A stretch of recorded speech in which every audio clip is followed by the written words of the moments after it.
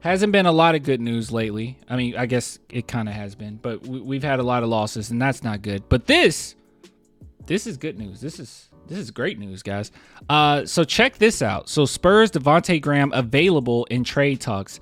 Thank God. I've been very open and adamant about this. If the San Antonio Spurs were to trade anybody by deadline, I would do Devontae Graham, Osman, and Doug McDermott. I don't think you're getting a lot of utility out of these guys. Obviously, you're getting nothing out of Graham because he doesn't play at all. But Doug McDermott, the big issue that the Spurs are having, in my humble opinion, just this is vibes, okay? I'm not even looking at the numbers right now. This is more vibes. Is stops. I feel like offensively they've been pretty decent. They can score the ball. They can get the ball in the basket, and especially when you have Wembanyama, I mean, you can get it almost every time. Not every time. He has a lot to learn, but you can get quite a few easy baskets. A lot more easy baskets than other teams don't have the luxury of getting. So with that being said, offensively, I'm not really worried about it. I'm not worried that, oh my God, do we have a sharpshooter to come in and jack up 5 shots? I'm not worried about that. I'm not.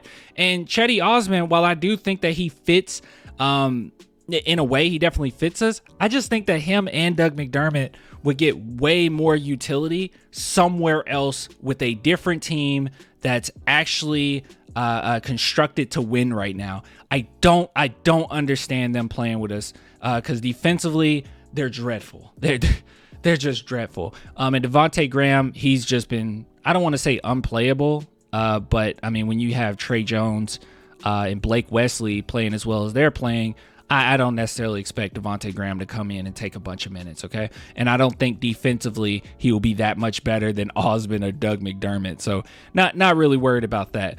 And at the end of the day, for all of this, I don't know what you can get. Devontae Graham, unless you're packaging these guys, you're probably just going to get second round picks, which I'm content with. I don't know what you would get out of Doug. Maybe 1 first. I don't think so, though. With the new CBA, these picks are very valuable. They're very important. So I'm not quite sure.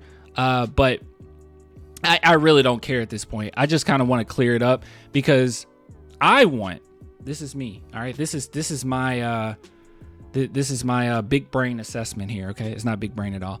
I want Cedi Soko to play. I don't understand why he's not getting any minutes at all. He should play. Yeah. Cedi Soko. And I think he's hurt right now, if I'm not mistaken. But that doesn't matter. He hasn't played at all, right? He's barely. Actually, here, let me look it up. I mean, has he played in the NBA at all? I think it might have been garbage time for a couple minutes. Let's see. Because I really want to know what we got in Cedi Soko.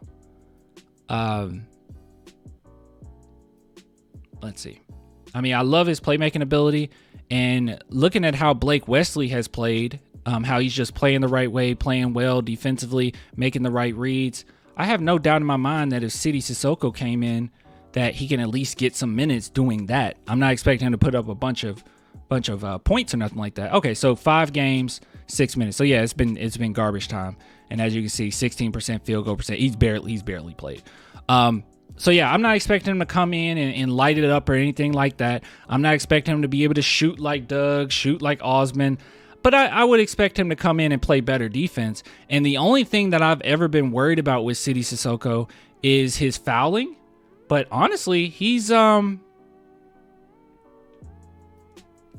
doing better. He's been fouling way less. Hold on, I can give you some proof of that because you're probably just like, Clan, you're just talking. You don't know what you're talking about. Wait, I'm about to prove you wrong. You guys about to look so stupid. No one who said that. Let's see. Yeah. All right. So yeah, you can see it right here. So 2023, 2024, 2 personal fouls during 2 games though. Wait a minute. This ain't right. Wait, this isn't what I was.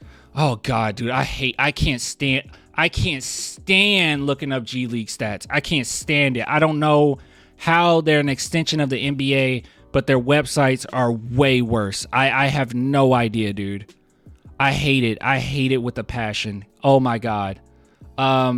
Look, just take my word for it, okay? You probably just gotta take my word for it. Hold on, let's do showcase and regular season.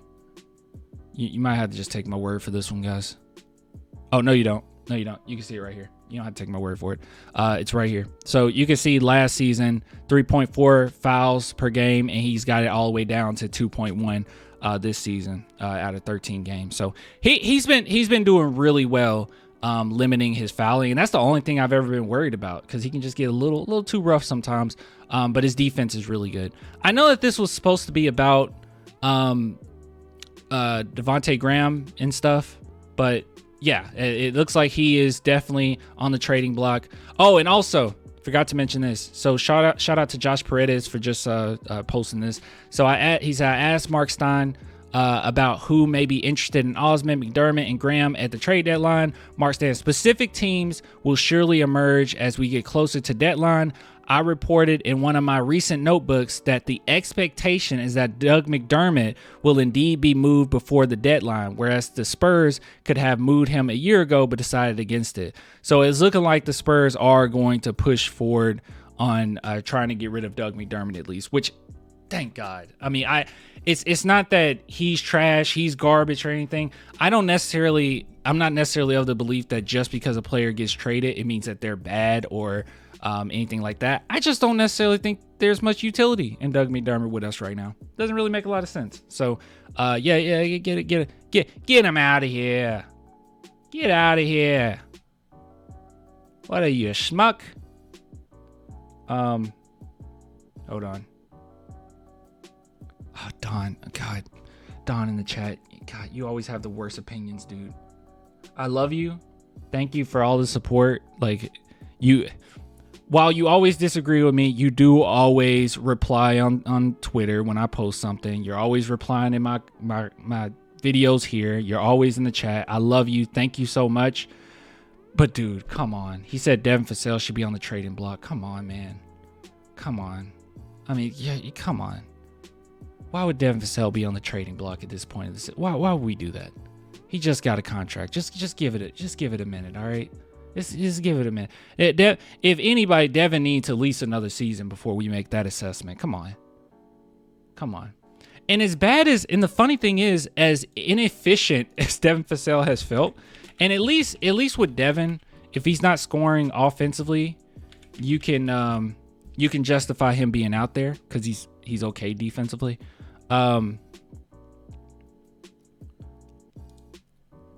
Even with him not being as efficient as we would like, he's still close to what he was averaging last season. 17.7. Last season was 18.5. Pretty similar. Free throw percentage went up. 3-point percentage went down a little bit, so he came down to earth there. Field goal percentage overall went up. And yeah, same three. So he's about right where he was at. Let's allow him to have a full season, okay? Because unfortunately, in his career, 62 games his first year, 72, that's a good chunk his second. But then after that, the injury really hurt him, and then this season he even dealt with an injury earlier in the season. So I really want to see a full season or a huge chunk of a season with Devin before we make that assessment. So we'll see. We'll see. Just give it a minute, okay? My biggest issue with Devin right now is he just settled for too many shots. It has nothing to do with talent. It has nothing to do with anything else. He just settles for too many shots. And I know people say like, well, I just wish he had the mentality of Keldon. I don't want him to have tunnel vision. I don't want him to miss guys. I just want him to be smarter about the shot selections he take. And it's not like he's afraid to take them. He's not afraid to take the shots. He just takes bad shots sometimes, Yeah. I don't know. Kahoot Pins, you just got a new sub. Thank you, Kahoot Pins. I will subscribe to you in my heart. Too many tough shots. Way too many. Unnecessarily tough shots, mind you. I mean, in this game, or this past game against the Hornets, like, he created space. I don't even remember who was on him. I'm sorry. I don't recall. But he created space, and then he immediately, like, passed it up. And it's like, that would have been a good shot. But then he's willing to take, like, a contested three with 17 seconds on the shot clock. Yeah, I don't know. Devontae, Doug plus first for Reeves. I'm gonna tell you guys this right off the bat. All right, this is the last thing I'll say. You would hate Reeves. You would absolutely hate Austin Reeves on this team. Hold on, let me see. I don't know if I liked it. Crap. See, I don't know I don't know where these segments are gonna go. I don't know what we're. Oh, here we go. Okay, you guys would hate him. Poorest defensive impact. Branham is 1. Reeves is 2. You would hate him. You would absolutely despise Austin Reeves on this team. You think that you would like Reeves. Keep in mind, Reeves is surrounded by superstars right now, okay? You think you would absolutely love him. You're like, yeah, Reeves, he'll be great. You would hate him. Spurs fans would hate him. They would hate him. At least Branham, this is second year, super young, blah, blah, blah, blah, whatever. We're on a bad team, blah, blah, blah, blah. Austin Reeves, yeah, he's second. I had no idea. I know. So trust me, you don't want him. He's one of those guys where, like, it's great from the outside looking in, but as soon as he comes to this team, it's the same thing with Osman, right? Think about it. Doug McDermott, Osman. I loved those guys with other teams, but as soon as they came here, at least this season, I mean, I'm not going to harp on Doug McDermott being bad, but this season, shoot, we can go without him. So there's that. Yeah, trust me, you don't want Reeves. So if you do a trade, man, I don't know, dude. It's just get some picks. I don't know.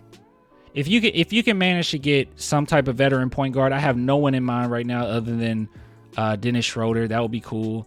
Where's Patrick Beverley right now?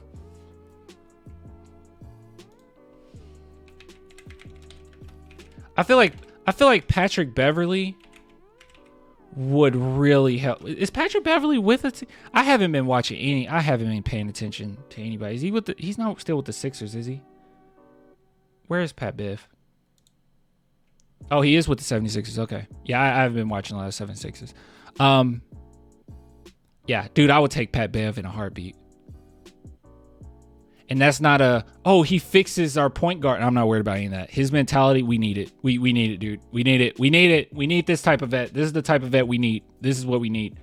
So if you want to trade Doug McDermott for another vet, just do it with Pat Bev. I feel like you'll get more utility out of having a Pat Bev on your bench than anything else. Beast. Dude, Pat Bev would be great. You do Pat Bev or Dennis Schroeder. I think Dennis Schroeder would like genuinely actually help at the point guard position. But yeah, that's what you want right there. That's what you want. But at that point, I don't think we can just give you Doug for Pat. Like, we got to give you Doug. You got to give us Pat, and then you probably got to give us like a second rounder or something. You got to give us something. I think. Those are my thoughts on that. I don't know. Gotta love Pat. Yeah. Good stuff. Dennis Schroeder would help on the floor, but hurt the chances of Spurs getting Toronto's pick. You think so? Yeah. Yeah, you're right. Because they need to be pretty. No. Well, no, you're right. Even if we don't get Toronto's pick, I think it's protected 1 through 6 for the next 2 years. So, I mean, we'll probably eventually get it. And honestly, I was talking to Swish Hill, my boy. He told me, because he keeps up with all the draft stuff. By the way, follow his channel. Hold on, I'm gonna bring him up. We're still in this segment of this trade, but I do want to bring this up. But he was talking to me. He was like, "Yeah, dude. While this is a decent draft, it's 2024. He was telling me 2025 is where it's at. He said it is where it's at. So yeah, guys, go follow Swish Hill. And then comment on one of his videos or something and say Clan sent you. Yeah, go follow Swish Hill. Just type in Swish Hill on YouTube. But yeah, he was saying 2025 is where it's at. So I mean, if we don't get Toronto's this year, maybe we'll get it next year. You gotta collab with Swish more. Swish is literally my best friend IRL. I don't know if you guys knew that. Like, I've been to his house twice.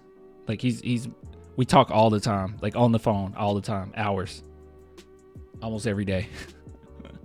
Yeah, no, he's my best friend in real life. So,